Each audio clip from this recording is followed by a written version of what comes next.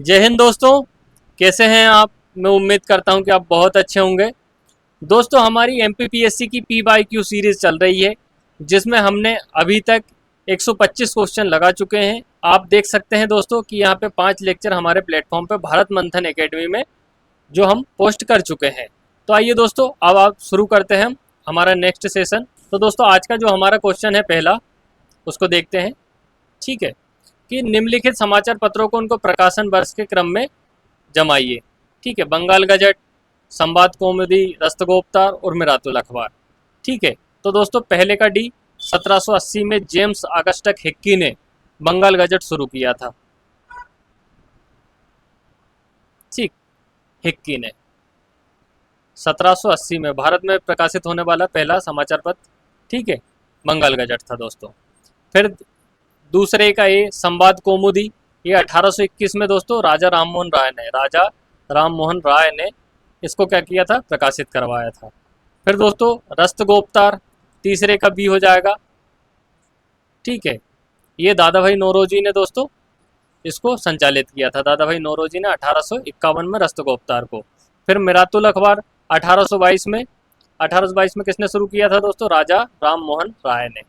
ठीक है, तो बंगाल गजट 1780 में जेम्स ऑगस्टस हिक्की, संवाद कौमुदी 1821 राजा राम मोहन राय, रस्तगोपतार 1851 दादा भाई नौरोजी और मिरातुल अखबार 1822 राजा राम मोहन राय।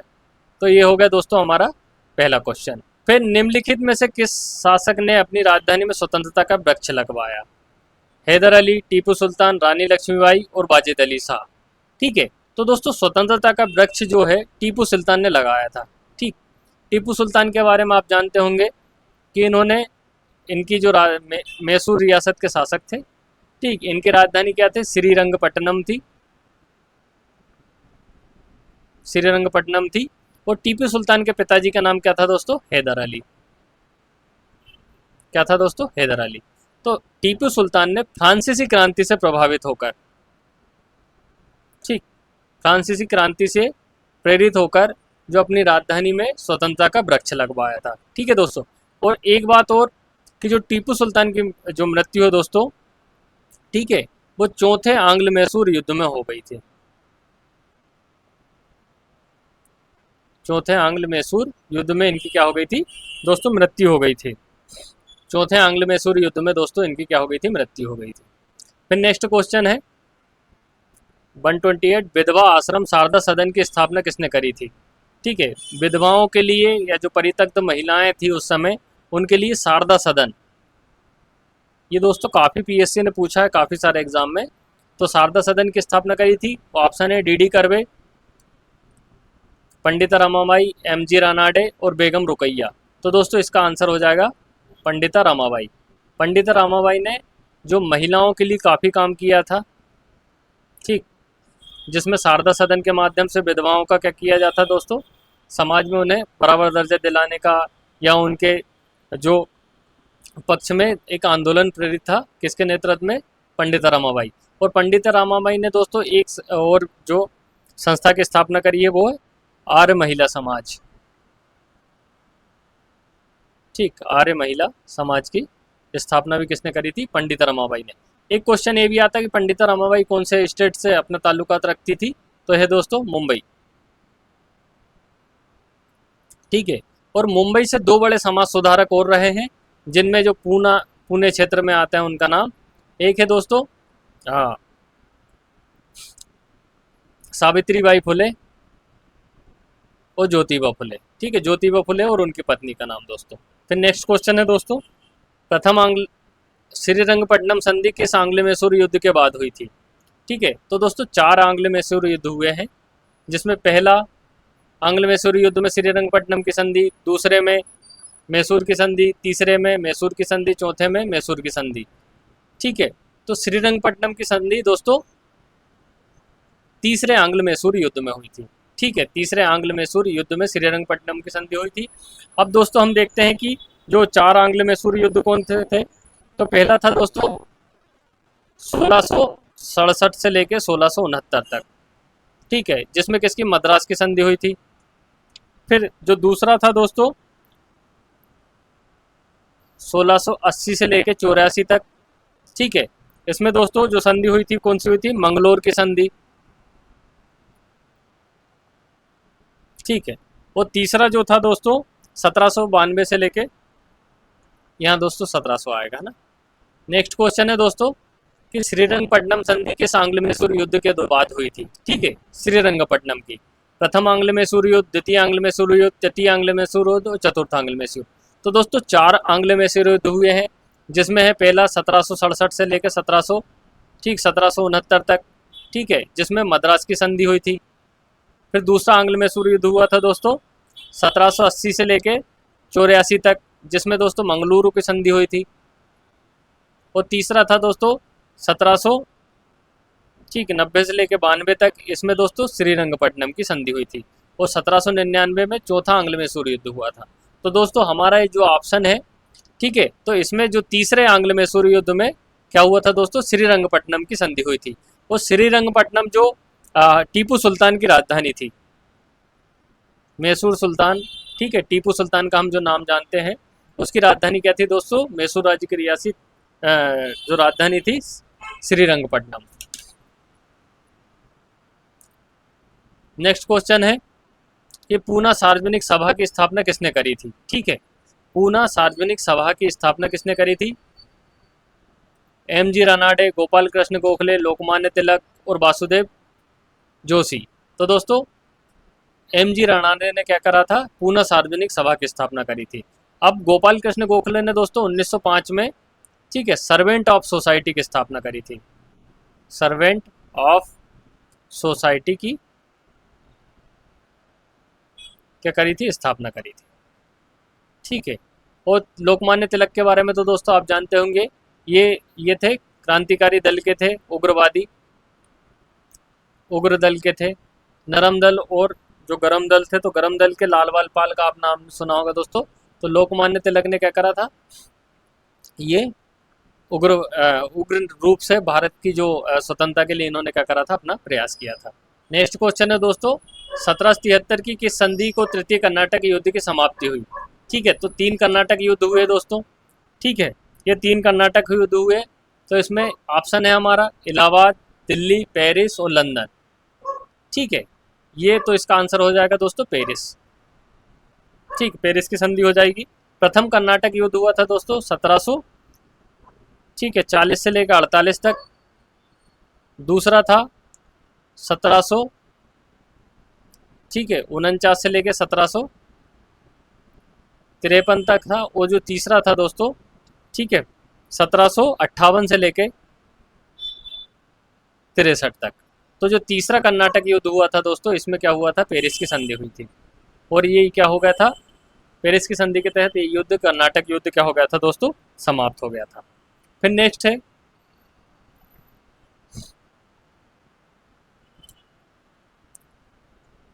निम्नलिखित में से किसने तृतीय मराठा युद्ध में भाग नहीं लिया?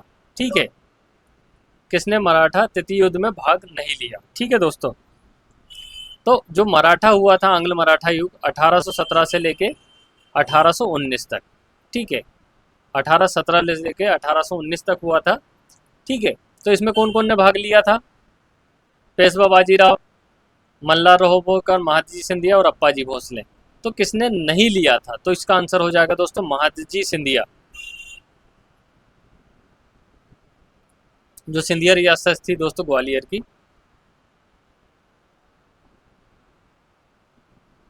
ठीक है, उससे संबंधित है महादजी सिंधिया। और वर्तमान में कौन है दोस्तों?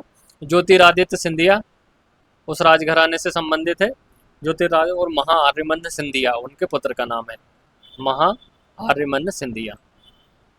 ठीक है, तो दोस्तों इसका तृतीय आंग्ल मराठा युद्ध में पेशवा बाजीराव द्वितीय ने भाग लिया था। ठीक है, क्योंकि पेशवा बाजीराव द्वितीय का जो टाइम पीरियड है दोस्तों 1700, ठीक है, 1920 जो मन का टाइम पीरियड तो 20 से 41 माना जाता है, लेकिन इससे पहले भी ये उसमें शासन कर रहे थे। ठीक है, मराठों के नेतृत्व में। फिर नेक्स्ट क्वेश्चन है दोस्तों कि नीचे दिए गए वक्तव्य है कि कथन एक और दूसरा कारण एक कहा गया है। तो पहला कथन क्या है? 1857 की क्रांति असफल रही। फिर उसका कारण है ब्रिटिश शासन के विरुद्ध जमींदारों के नेतृत्व में राजनीतिक प्रतिरोध सफल नहीं हो सका। तो इसका देखते हैं दोस्तों कि 1857 की क्रांति के बारे में हमारे मतलब भारतीय इतिहासकारों के अनुसार तो ये बात सही है कि भारत में क्रांति असफल रही। ठीक है, मतलब भारत में क्रांति असफल रही, लेकिन उससे कुछ अच्छे परिणाम भी प्राप्त हुए, जैसे कि क्रांति के बीज उत्पन्न हुए थे भारत के जनमानस में। लेकिन जो अंग्रेज इतिहासकार थे उनका मानना था कि जो 1857 की क्रांति क्या हो गई थी, पूरी तरीके से असफल हो गई थी, जिसमें हम देखते हैं कि जो वीर सावरकर ने, ठीक है, उन वीर क्रांति के बारे में कहा है दोस्तों कि जो प्रथम स्वतंत्रता संग्राम, फिर जब हम ब्रिटिश से उनका देखते हैं कि सिर्फ बर्बर लोगों का एक प्रकार से आंदोलन था, तो उन्होंने क्या करा, इसको पूरी तरीके से इसकी सफलता को नकार दिया। लेकिन भारत के इतिहासकार जितने भी थे, जिसमें बाल गंगाधर तिलक ने भी जितने ने लिखा, उन्होंने इसकी सफलता को कुछ न कुछ रूप में जरूर स्वीकार किया। तो अंग्रेज अगर ओवरऑल देखें तो 1857 की क्रांति को क्या रही थी दोस्तों, असफल रही थी। ठीक है, और जो राजनीतिक प्रतिरोध हुआ था वो सफल नहीं हो सका। तो इसका आंसर क्या हो जाएगा, ए और दोनों बिल्कुल सही है और आर एक ही ठीक तरीके से व्याख्या करता है। अब दोस्तों अब आपके ऊपर है कि आप क्वेश्चन की अप्रोच को समझते हुए आप ये भी देखें कि 1857 की क्रांति के क्या कारण थे जो मेंस में पूछे गए हैं, इसके क्या प्रभाव रहे। तो आर्थिक निष्कासन का सिद्धांत भी रहा है, और वाणिज्यिक फसलों का उत्पादन करने के लिए जो दबाव है वो भी रहा है, रेल चलाना, और ये बहुत से ऐसे कारण थे। ठीक है दोस्तों, नेक्स्ट क्वेश्चन है अब कि निम्नलिखित में कौन सा युग्म सुमेलित नहीं है। तो दोस्तों जहाँ पे भी आखिरी में नहीं ये इन पे आप क्या कर लीजिएगा, जब पेपर सोल्व करें तो इन पे क्लिक कर लीजिएगा, इनको टिक कर लीजिएगा। इससे क्या होगा कि आपके दिमाग में क्या रहता है, या किसी भी स्टूडेंट के दिमाग में कि क्या रहता है, हाँ पे ज़्यादा रहता है कि ये पूछा और खट से आंसर लगा दिए, गोला भर दिए, दिक्कत हो गई। तो दोस्तों पहले आप क्वेश्चन को एग्जाम में लगाते समय इत्मीनान से पूरा क्वेश्चन पढ़ें। क्वेश्चन के बीच में और आखिरी में कुछ ऐसी टर्मिनोलॉजी होती है जो क्वेश्चन को घुमा देती है। ठीक है, मैं अपना एक्सपीरियंस आपके साथ साझा कर रहा हूँ कि बीच में कुछ ऐसे क्वेश्चन आते हैं, ठीक है, जो भारी भारी होते हैं, जो अर्थ परिवर्तित कर देते हैं, और आखिरी में क्या हो जाता है, आखिरी वाला भी महत्वपूर्ण। जैसे आखिरी में दोस्तों मैथ्स में देखते हैं आलोचनात्मक मूल्यांकन कीजिए, तो वहाँ पे फिर क्वेश्चन की अप्रोच चेंज हो जाती है। इसलिए प्री में भी दोस्तों आखिरी में आप अच्छे से फोकस कीजिएगा। फिर सुमेलित नहीं है, ठीक है, महात्मा गांधी, यंग इंडिया, मौलाना आजाद, आलेलाल, भारतेंदु हरिश्चंद्र कथी, कवि वाचन सुधा, और जवाहरलाल नेहरू द पायोनियर। ठीक है, तो दोस्तों यंग इंडिया की महात्मा गांधी ने बिल्कुल लिखा है, ठीक है, हरिजन पत्र भी है। फिर मौलाना आजाद का अल हिलाल है, ये भी सही है।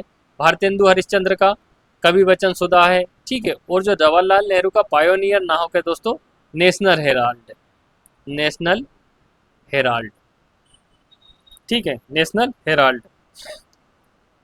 और जो पायोनियर था दोस्तों वो जॉर्ज एलन ने चलाया था।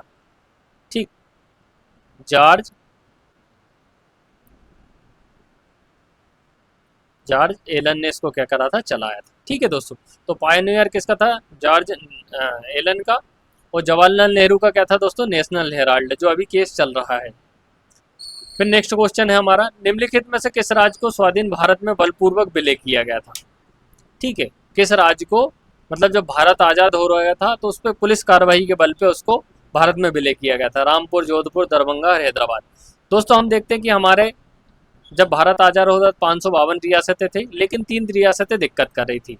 एक थी जम्मू कश्मीर, दूसरी गुजरात की रियासत थी, ठीक, तीसरा हैदराबाद था, जूनागढ़ रियासत। तो 3 रियासतें दिक्कत कर रही थी। हैदराबाद जो था, ये जम्मू कश्मीर में तो आपने राजा हरि सिंह के बारे में सुना ही होगा। ठीक है, जूनागढ़ रियासत का जो शासक था दोस्तों, वहाँ पे क्या हुआ, मतलब जनमत संग्रह हुआ। जनमत संग्रह में उन्होंने जो जूनागढ़ के जो जितनी जनता थी उन्होंने भारत के पक्ष में समर्थन किया कि हम भारत में रहना चाहते हैं। ठीक है, तो इसके बाद क्या था, जो जूनागढ़ का जो शासक था वो पाकिस्तान भाग गया था, और हैदराबाद में सरदार वल्लभ भाई पटेल ने, ठीक, पटेल ने क्या करा था, पुलिस कार्रवाई करी थी और ऑपरेशन पोलो, ठीक, ऑपरेशन पोलो संचालित किया था, पुलिस कार्रवाई। और इसको क्या है, हैदराबाद में क्या निजाम शाही थी, इनको क्या किया था, फिर भारत में विलय करने की कर लिया था। तो ऑपरेशन पोलो इसलिए चलाया गया था दोस्तों कि उस समय, ठीक है, ऑपरेशन पोलो का आपने नाम सुना होगा पर कारण नहीं पता होगा। तो ऑपरेशन पोलो मतलब उस समय हैदराबाद रियासत में ठीक है। हैदराबाद रियासत में क्या था, पोलो के ग्राउंड ज़्यादा थे, जो पोलो खेल होता है ना दोस्तों, उसके ग्राउंड ज़्यादा थे, तो इसलिए उससे पोलो, ऑपरेशन पोलो उसको नाम दिया गया था। फिर नेक्स्ट क्वेश्चन है दोस्तों, लॉर्ड रिपन को किसने भारत का उद्धारक कहा। लॉर्ड रिपन जो जिनका था 1880 से लेके 1884, इन्होंने 4 वर्ष भारत में शासन किया। तो इतने सारे काम उन्होंने भारत के हित में कर दिए थे कि फ्लोरेंस नाइटिंगेल ने, ठीक, फ्लोरेंस नाइटिंगेल ने इन्होंने क्या करा था, भारत का उद्धार या भारत को सुधारने वाला। तो इन्होंने क्या किया था दोस्तों, इसका आंसर क्या हो जाएगा कि लॉर्ड रिपन को किसने भारत का उद्धार कहा, तो फ्लोरेंस नाइटिंगेल ने। लॉर्ड रिपन ने क्या किया था, तो भारत में स्थानीय स्वशासन व्यवस्था की शुरू कर दी थी। फिर जनगणना हो गई थी दोस्तों 1881 में हमारे यहाँ पे शुरू, ठीक है। स्थानीय स्वशासन, शिक्षा संबंधी सुधार किए थे, ठीक है, और ऐसे बहुत सारे काम किए थे जिसके चलते फ्लोरेंस नाइटिंगेल ने लॉर्ड रिपन को भारत का उद्धारक कहा। और ये दोस्तों आपने एक क्वेश्चन और इसमें कि फ्लोरेंस नाइटिंगेल जो है, कोई भी व्यक्ति जो नर्स की उपाधि धारण करता है या नर्स का कोर्स करता है, तो उसे अपने जो मतलब जो उसकी उपाधि मिल जाती है, जो भी कोर्स करते हैं, तो उसके बाद फ्लोरेंस नाइटिंगेल की क्या होती है, उनको शपथ लेनी पड़ती है। इन्होंने दोस्तों जो जर्मनी के एक युद्ध में इन्होंने क्या लोगों की सेवा करी थी, इन्हें मतलब एक प्रकार से नर्स की भूमिका निभाई थी फ्लोरेंस नाइटिंगेल ने। तो इसी के चलते इनकी क्या होते हैं, शपथ लेते हैं जो भी नर्स का कोर्स करता है, कंपाउंडर का कोर्स करता है, वो लोग, ठीक है। नेक्स्ट क्वेश्चन है, सर कॉलिन स्कॉट मॉनफ्रीम का संबंध है, ठीक, सर कॉलिन स्कॉट मॉनफ्रीम का संबंध है नागरिक सुधार से, रेलवे से, शिक्षा से, सिंचाई से। तो दोस्तों इसका आंसर हो जाएगा सिंचाई से, ठीक है। शिक्षा से संबंधित है मैकाले, ठीक है। रेलवे से संबंधित है रॉबर्टसन, ठीक। और नागरिक सेवा सुधार तो अपन इसको इसमें ले सकते हैं दोस्तों, रिपन को ले सकते हैं।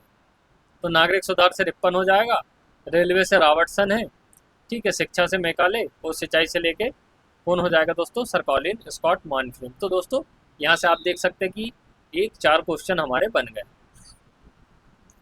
फिर नेक्स्ट क्वेश्चन है दोस्तों ये कि निम्न किस गवर्नर जनरल के विषय में कहा गया है कि वह एक ऐसा मोटर चालक है जो अपना सारा समय मशीन के भिन्न भिन्न भागों को पॉलिश करने में लगाता है, ठीक है।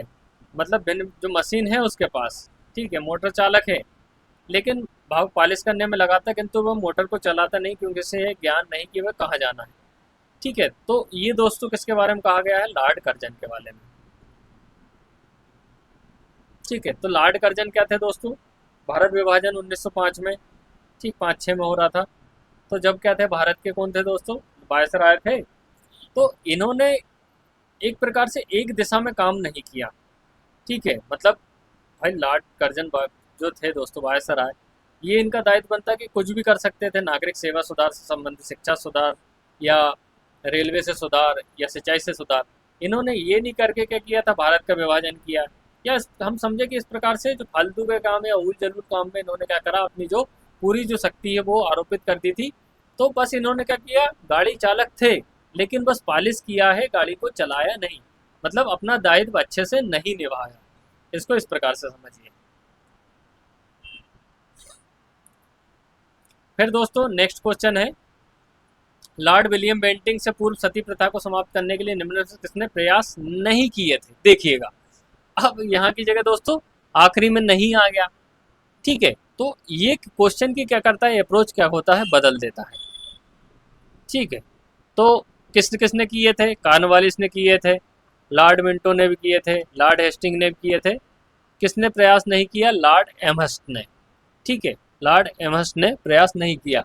और भारत में सती प्रथा किसने बंद करी दोस्तों, लॉर्ड विलियम बेंटिंग ने, बेंटिंग, किसके प्रयास से, राजा राम मोहन राय के, ठीक, ट्रिपल आर, राजा राम मोहन राय, ठीक, इनके जो सहयोग से क्या कर दिया था, सती प्रथा को बंद कर दिया था। सती प्रथा क्या होती थी दोस्तों कि जिनके मतलब जो हस्बैंड खत्म हो जाते थे, जिन महिलाओं को, उनको क्या होते थे, उनको खुद का आत्मदाह करने का जो वो किया जाता था दोस्तों, बलपूर्वक प्रयास किया जाता था। नेक्स्ट क्वेश्चन है, 1904 में भारत में शिक्षण कार्य कब प्रारंभ हुआ? ठीक है, भारतीय विश्वविद्यालयों ने शिक्षण कार्य कब प्रारंभ किया? 57, 82, 97, सॉरी 1857, 1882, 1897 और 1904। तो दोस्तों इसका आंसर हो जाएगा 1904, क्योंकि लॉर्ड कर्जन के शासनकाल में, ठीक है, एकमात्र जो अच्छा काम था विश्वविद्यालय आयोग आया था।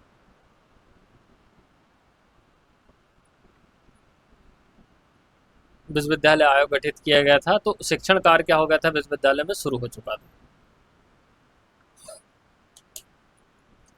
नेक्स्ट क्वेश्चन है कि वृत्ति प्रशासन के विकेंद्रीकरण का प्रयास सर्वप्रथम किसने किया? ठीक है, जो फाइनेंस वाला दोस्तों, ठीक है, रिपन रिपन ने किया दोस्तों। स्थानीय प्रशासन का विकेंद्री मतलब राजनीतिक विकेंद्रीकरण का प्रयास किया था रिपन ने, ठीक है। यहीं की जगह अगर वित्तीय की जगह यहाँ पे ये हट जाता और यहाँ की जगह क्या हो जाता दोस्तों कि प्रशासनिक व्यवस्था का या राजनीतिक व्यवस्था का विकेंद्रीकरण का प्रयास किसने किया? तो यहाँ पे दोस्तों क्या हो जाता, रिपन हो जाता। लेकिन यह वित्तीय प्रशासन दिया गया है, तो वित्तीय प्रशासन का दोस्तों कौन हो जाएगा? लॉर्ड मेयो हो जाएगा। कौन हो जाएगा दोस्तों? लॉर्ड मेयो उसका हो जाएगा। और कर्जन ने किया भारत विभाजन, और लिट्टन ने क्या हुआ था दोस्तों, लिट्टन के समय में इलवर्ड विधेयक, ठीक, इलवर्ड विधेयक आया था।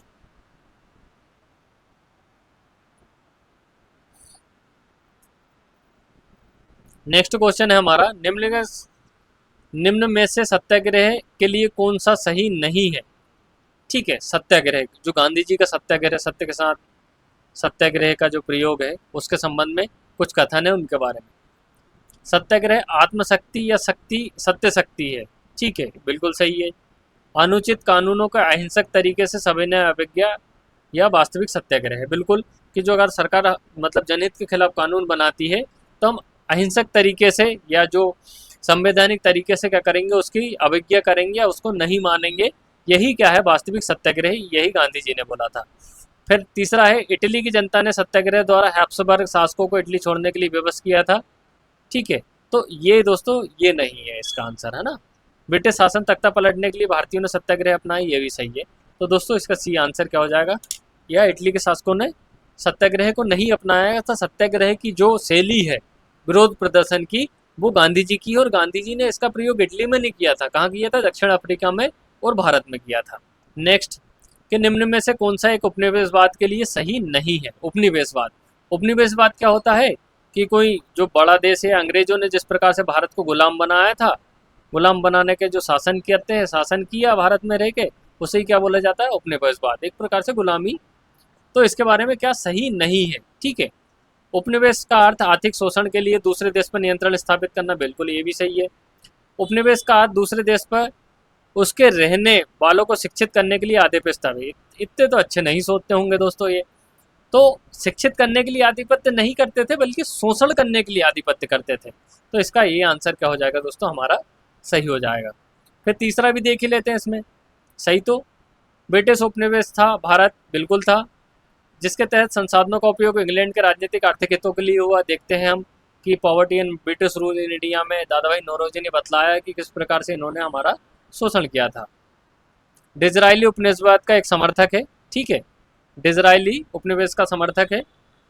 डिजरायली का एक कथन है दोस्तों कि उन्होंने ब्रिटिश शासन के बारे में कहा है कि हमारी व्यवस्था एक स्पंज की तरह काम करती है, स्पंज की तरह, समझिए, है ना दोस्तों। ये आपको अगर मेंस लिखेंगे उसमें काम आएगा, जब ये आएगा ना कि आर्थिक शोषण या भारत में उपनिवेशवाद किस प्रकार फला फूला, तो उसमें डिजरायली का कथन है कि हमारी व्यवस्था एक स्पंज की तरह काम करती है, जो गंगा का पानी सोखकर टेम्स नदी में निचोड़ देती है। मतलब कुल मिला के भारत का जो धन को सोखा, ठीक है, और निचोड़ दिया कहाँ पे? टेम्स में, मतलब ब्रिटेन में, ठीक है। तो इसका आंसर हो जाएगा दोस्तों, ठीक है। आंसर तो इसका ये वाला है दोस्तों, है ना, शिक्षित करने के लिए नहीं किया गया था। फिर नेक्स्ट है दोस्तों कि कलकत्ता में सुप्रीम कोर्ट की स्थापना कब की गई थी? 1773 के रेगुलेटिंग एक्ट के तहत, ठीक है, 1773 के, ठीक है, रेगुलेटिंग एक्ट के तहत बारेन हेस्टिंग हेस्टिंग भारत के गवर्नर बने थे, ठीक है। और इसी के तहत सुप्रीम कोर्ट की स्थापना करी थी। और सुप्रीम कोर्ट के जो पहले मुख्य न्यायाधीश बने थे sir Elijah Impey. Sir Elijah Impey क्या बने थे हमारे, क्या बने थे दोस्तों, सुप्रीम कोर्ट के प्रथम जो न्यायाधीश बने थे। इसके बाद दोस्तों अभी जो वर्तमान में हमारा जो सुप्रीम कोर्ट है उसको 1935 भारत शासन अधिनियम के तहत स्थापित किया गया था, ठीक है। और जो हमारे देश के पहले मुख्य न्यायाधीश कौन थे, मोहम्मद हिदायतुल्ला थे, ठीक है। फिर दोस्तों 1784 में पिट्स इंडिया एक्ट आया था, चार्टर एक्ट, ठीक, 2813 के चार्टर्ड एक्ट। इसमें दोस्तों ये हो गए सुप्रीम कोर्ट की स्थापना। अगर आपसे पूछा जाए कि मतलब भारत में हाई कोर्ट की स्थापना कब की गई थी, हाई कोर्ट की स्थापना कब की गई थी, तो 1862 में 3 हाई कोर्ट की स्थापना करी गई थी। कहाँ कहाँ दोस्तों, मद्रास, ठीक, मद्रास और कोलकाता और मुंबई। और 1866 में इलाहाबाद हाई कोर्ट बना था।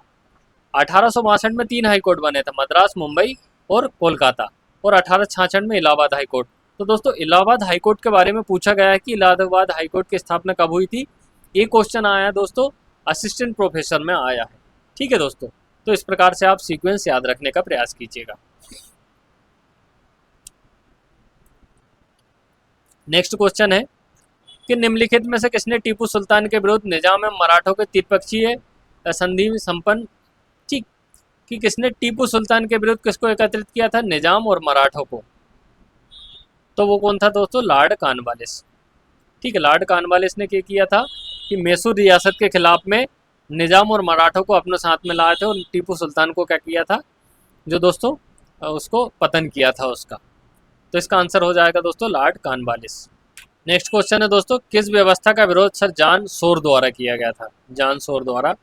स्थायी बंदोबस्त, मूतादारी व्यवस्था, रैयतवाड़ी, महलवाड़ी। तो दोस्तों ये लॉर्ड कॉर्नवालिस, इसका आंसर हो जाएगा जॉन शोर ने किसका विरोध किया था, स्थायी बंदोबस्त का। अब स्थायी बंदोबस्त क्या था दोस्तों, स्थायी बंदोबस्त लॉर्ड कॉर्नवालिस ने शुरू किया था।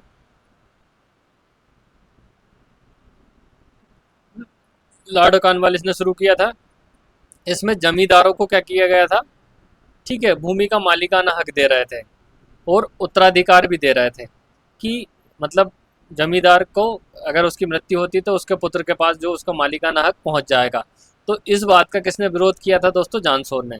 फिर रैयतवाड़ी व्यवस्था क्या थी दोस्तों, कि रैयतवाड़ी व्यवस्था में क्या होता था कि किसानों को सीधे जमींदार की भूमिका हट गई थी। इन्होंने जो अंग्रेजी शासन ने क्या किया था, सीधे किससे संपर्क किया था, किसानों से संपर्क किया था। तो उनसे ही लगान लिया जाता था रैयतवाड़ी व्यवस्था में। महलवाड़ी में क्या हो जाता था दोस्तों, कि बहुत से किसान या पूरा गांव की जो ज़मीन मिला के उसको एक महल बना दिया जाता था, उसके अकॉर्डिंग फिर क्या हुआ जाता था, लगान वसूला जाता था। तो रैयत में जो मालिकाना हक किसके पास था दोस्तों, किसानों के पास। महलवाड़ी में पूरे गांव के पास मालिकाना हक होता था। और स्थायी बंदोबस्त में किसके पास मालिकाना हक होता था दोस्तों, जमींदारों के पास में। ये अंतर था दोस्तों, है ना। नेक्स्ट क्वेश्चन, निम्नलिखित में से किसका संबंध ठगी के दमन से है। जो ठगी प्रथा चलती थी दोस्तों उसका दमन किसने किया, Sleeman, Thomas Munro, Charles Metcalfe और लॉर्ड कॉर्नवालिस। तो इसका दोस्तों क्या हो जाएगा, कर्नल स्लीमन ने जो ठगी प्रथा का क्या कर दिया था, अंत कर दिया था। नेक्स्ट क्वेश्चन है, निम्नलिखित में किसने 1857 के विद्रोह को प्रथम स्वतंत्रता संग्राम की जो उपाधि दी थी, Majumdar, Karl Marx, B D. Savarkar, Bipin Chandra. तो बिपिन चंद्र ने, ठीक है दोस्तों, ये बुक लिखी है फर्स्ट बार ऑफ इंडिपेंडेंस 1857। ये बी.डी. सावरकर की बुक है। इसमें इन्होंने क्या बोला है कि 1857 का जो संग्राम था वो प्रथम स्वतंत्रता संग्राम था। मतलब इसकी सफलता की ओर क्या करा, इन्होंने उल्लेख किया है। जबकि जो अंग्रेज जितने भी लेखक थे उन्होंने क्या करा कि एक प्रकार से बर्बर लोगों का था, एक प्रकार से सिपाही लोगों का विद्रोह था, ठीक है, एक प्रकार से अशिक्षित लोगों का, इस प्रकार के टाइटल उन्होंने दिए और जो 1857 की सफलता को पूरी तरीके से नकार दिया। जबकि भारतीय इतिहासकारों ने इसको सफल माना क्योंकि इससे क्रांति की प्रेरणा हमारे जो सैनिकों में या जो क्रांति के लिए लड़ रहे थे या आज़ादी के लिए उनमें मनोबल बढ़ा था। निम्नलिखित में से किसने 1883 में कलकत्ता में ऑल इंडिया नेशनल कॉन्फ्रेंस का गठन किया था, ठीक है। मतलब जो कांग्रेस की स्थापना से पहले 1885 में दोस्तों कांग्रेस की स्थापना हुई थी ए ह्यूम के नेतृत्व में। नेक्स्ट क्वेश्चन है दोस्तों कि निम्नलिखित में से किसने 1883 में कलकत्ता में ऑल इंडिया नेशनल कॉन्फ्रेंस का गठन किया था। तो दोस्तों कांग्रेस का गठन कब हुआ था? 1885 में किसने किया था? ए ओ ह्यूम ने। ठीक, ए ह्यूम ने किया था। उससे पहले सुरेंद्र नाथ बनर्जी ने कलकत्ता में ऑल इंडिया नेशनल कॉन्फ्रेंस का क्या किया था दोस्तों? गठन किया था। ठीक है, तो इसका आंसर क्या हो जाएगा दोस्तों? सुरेंद्र नाथ बनर्जी। ठीक है, दादा भाई नौरोजी ग्रैंड ओल्ड मैन के नाम से जाना जाता है। ए ह्यूम ने कांग्रेस की स्थापना की। भूमेश चंद्र बनर्जी दोस्तों ये कांग्रेस के अध्यक्ष थे। फिर नेक्स्ट क्वेश्चन है दोस्तों 1939 में कि अंबारी सत्याग्रह का नेतृत्व किसके द्वारा किया गया था? अंबारी सत्याग्रह हुआ था दोस्तों, ये किसके नेतृत्व में किया गया था? तो इसका दोस्तों क्या हो जाएगा? राहुल संस्कृतायन ने। ठीक है,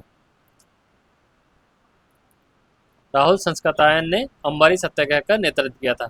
जो सहजानंद सरस्वती है दोस्तों, अखिल भारतीय किसान जो संघ का 1836 जो 1936 में ठीक संघ का 1936 में जो गठित हुई थी वो उसका कौन किया था? ये स्वामी सहजानंद के नेतृत्व में अखिल भारतीय किसान संघ की स्थापना हुई थी। ठीक है दोस्तों, तो यहाँ पे दोस्तों हमारे आज जो क्वेश्चन होते हैं, हाँ, तो दोस्तों मैं आपसे आशा करता हूँ कि आप हमारे इस सेशन से जुड़े रहें, जिससे कि क्या होगा आपको हमारे एग्ज़ाम की एमपीपीएससी के सभी एग्ज़ाम की अप्रोच पता चल जाएगी कि पीएससी की सिविल सेवा परीक्षा के साथ में अन्य सभी जो परीक्षाएं एमपीपीएससी कंडक्ट कराती है उनका क्या लेवल है। तो इससे दोस्तों आप जब भी एपी के एग्ज़ाम हुआ या टैक्सेशन असिस्टेंट का एग्ज़ाम हुआ या एडीपीओ का एग्ज़ाम हुआ या अन्य कोई भी एग्ज़ाम है पीएससी का देते हैं तो आपको दोस्तों क्वेश्चन की अप्रोच यहाँ पे पता चल जाएगी। तो दोस्तों हमारे लेक्चर पसंद आया हो तो कृपया वीडियो को लाइक करें, कमेंट करें, सब्सक्राइब करें और अपने जितने भी साथीगण हैं अपने दोस्तों के साथ जो भी संघर्षरत हैं आपके साथ हम समकक्ष हैं आपके और जो सफलता की ओर अग्रसर होना चाहते हैं और जल्द से जल्द सफल होना चाहते हैं उनके साथ ज़्यादा से ज़्यादा शेयर करने का प्रयास करें। तो दोस्तों मैं खुदा से दुआ करता हूँ आपकी हर तमन्ना जल्द से जल्द मुकम्मल हो और ईश्वर आपको सुख शांति समृद्धि प्रदान करें। धन्यवाद दोस्तों, मिलते हैं जल्द नेक्स्ट वीडियो के साथ। धन्यवाद।